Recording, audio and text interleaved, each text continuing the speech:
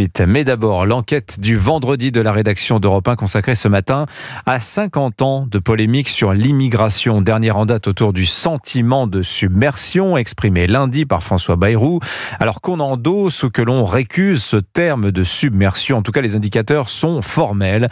Il n'y a jamais eu autant d'immigration en France qu'aujourd'hui. Les flux entrants s'accélèrent hors de tout contrôle. Bonjour Arthur Delaborde. Bonjour à tous. Et pourtant, ça fait un demi-siècle que les pouvoirs publics tentent de freiner l'immigration. Les premières tentatives remontent à l'élection de Valéry Giscard d'Estaing. Oui, à peine élu président, Valéry Giscard d'Estaing veut mettre un coup de frein à l'immigration.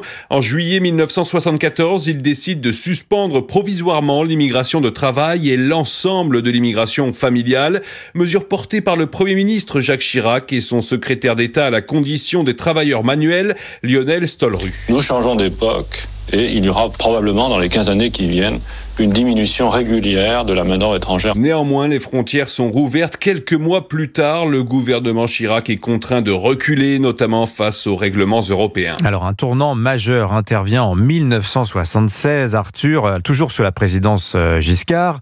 Le regroupement familial est officialisé par décret signé par Jacques Chirac. Oui, ce texte reconnaît le droit d'un étranger régulier à faire venir son conjoint et ses enfants mineurs en France. L'objectif affiché est alors d'encadrer l'immigration familiale et de faciliter l'intégration. Cette décision va surtout permettre des recours devant la justice administrative pour les familles en cas de refus. En 1978, le Conseil d'État consacre le droit de mener une vie familiale normale comme principe général du droit, résultant du préambule de la Constitution de 1946.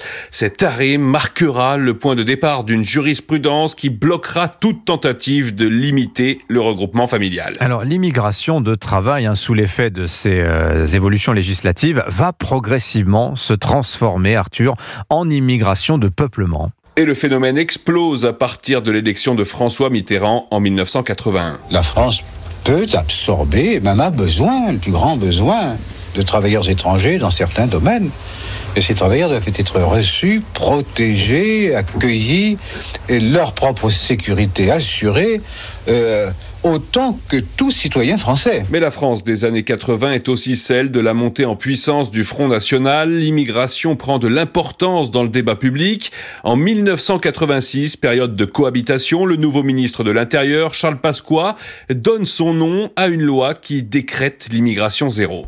Aujourd'hui, la situation créée en France par la présence d'une forte population immigrée en période de crise économique est porteuse d'un risque grave qu'il ne faut pas se dissimuler. La suite, depuis la fin des années 80, c'est une succession d'allers-retours. La politique d'immigration fluctue en fonction des alternances entre régularisation portée par la gauche et fermeté défendue par la droite. Ainsi, la tendance lors des 3 dernières décennies est celle d'une accélération sans précédent des flux entrants, sous l'impulsion notamment du droit d'asile et des entrées d'étrangers mariés à des Français.